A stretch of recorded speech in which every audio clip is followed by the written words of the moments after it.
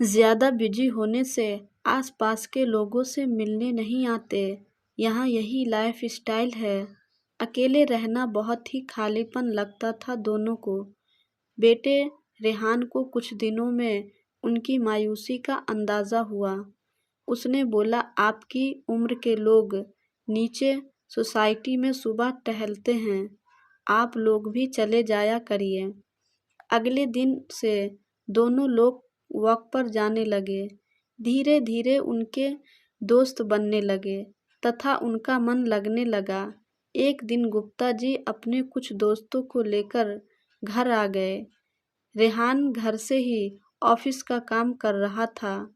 उसने देखा कई लोगों को पापा लेकर आ गए घर में और सब बहुत ही शोरगुल कर रहे थे, जिससे उसको ऑफिस के काम में तथा बच्चों की ऑनलाइन पढ़ाई जो चल रही थी उसमें दिक्कत होने लगी। उसे यह बिल्कुल भी अच्छा नहीं लगा। 2-4 बार ऐसे और होते ही उसने पापा से बोल दिया, पापा आप इन लोगों से नीचे ही मिल लिया करें, ऊपर लाने की कोई ज़रूरत नहीं। यहाँ कोई किसी को अपने घर नहीं बुलाता। पर बेटा अब ऐसे ही तो हमारा समय बीतेगा। जब हम उन्हें बुलाएंगे तभी तो वह हमें बुलाएंगे। नहीं पापा, यह सब छोटे शहर में ही होता है। बड़े शहरों में लोग अपने काम से काम रखते हैं। वैसे भी इंग्लैंड में आसपास सारे अपने रिश्तेदार होने से वह अक्सर आकर मिल लिया करते थे। आपको लोगों से जितना मिलना है आप नीचे ही मिले या फ़ोन पर बात कर लिया करिए। रेहान इस तरह से उखड़कर बोला। गुप्ता जी और पार्वती जी को बिल्कुल भी अच्छा नहीं लगा। उस रात वह दोनों ठीक से सो नहीं पाए। उन्हें लग रहा था कि उन्होंने यहाँ रहने का सोच के कुछ गलत तो नहीं किया। उनका मन किया कि जल्द अपने घर चले जाएं, पर सोचा कि अभी कहेंगे तो बेटे को बुरा लगेगा। पार्वती जी का भी मन कम लग रहा था। ना करने को कोई काम, ना किसी से मिलना जुलना, बस फ़ोन पर ही अपने रिश्तेदारों और दोस्तों से बातों में लगी रहती। एक दिन फ़ोन पर बात कर रही थी, सुहाना ने सुन लिया। बाद में उसने भी टोकते हुए बोली, मेरे घर की बात आप किसी को भी ना बताया करें। पार्वती जी भी मायूस रह गई। बहुत बाधापन और अनजानापन लगने लगा था उस घर में। ऐसा लगा कि खूब सुख सुविधा तो है, पर अपनी इच्छाओं पर किसी ने लगाम लगा दिया हो। तभी एक दिन लैंडलाइन पर जहां उनका घर था वहां से फ़ोन आया। सौभाग्य से रेहान के व्यस्त होने से गुप्ता जी ने फ़ोन उठा लिया। फ़ोन करने वाले ने बताया कि मैं प्रॉपर्टी डीलर बोल रहा हूँ। आपके मकान के बहुत अच्छे दाम मिल रहे हैं रेहान जी। मैं गुप्ता बोल रहा हूँ, रेहान के पापा ने बोला।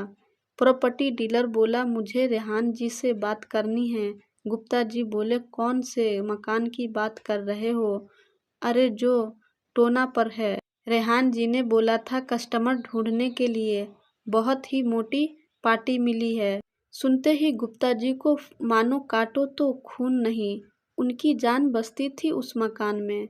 उन्होंने तुरंत गुस्से से तेज आवाज में बोला, नहीं हमें कोई मकान नहीं बेचना, कहकर फ़ोन काट दिया। उनकी तेज आवाज से रेहान और पार्वती जी दौड़ते हुए आए। क्या हुआ पापा?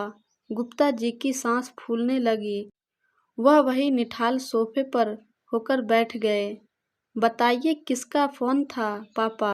रेहान भी घबराहट में प्रश्न पर प्रश्न किए जा रहा था। पार्वती जी दौड़ के पानी लेने गई। पानी पीने के बाद गुप्ता जी ने अपने को संभाला। पापा कैसी तबीयत है? गुप्ता जी थोड़ी देर बाद गहरी सांस लेते हुए बोला, मैं बिल्कुल ठीक हूँ। पापा किसका फ़ोन था? प्रॉपर्टी डीलर का। मकान बेचने को तुमने बोला है? मैं अपने जीते जी उस मकान को नहीं बेच सकता। मुझे अब जाना है अपने घर। बेटा हमारा टिकट करवा दो। पार्वती जी भी बोली, हाँ बेटा, कई महीने हो गए, कुछ दिन वहाँ पर भी रह आए। तेरे पापा की तबीयत भी दवा से बहुत बेहतर हो गई है। अब हमें जाने दे। रेहान ने कहा, आप लोग यहीं रहिए। नहीं बेटा, फिर आएंगे, अभी हमें जाना है, कहकर गुप्ता जी और पार्वती जी के आंखों में आंसू आ गए। अरे पापा मम्मी, आप लोग इतने मायूस मत होइए। मैं आज ही आपका टिकट करा देता हूँ। मुझे लगा अब हम लोग साथ ही रहेंगे तो वह मकान बेच दूँ। रेहान अपनी बात की सफाई देते हुए बोला। गुप्ता जी फिर गुस्से से बोला, मुझे पूछे बिना पापा के इस भाव को देखकर रेहान को अपनी गलती का एहसास हुआ।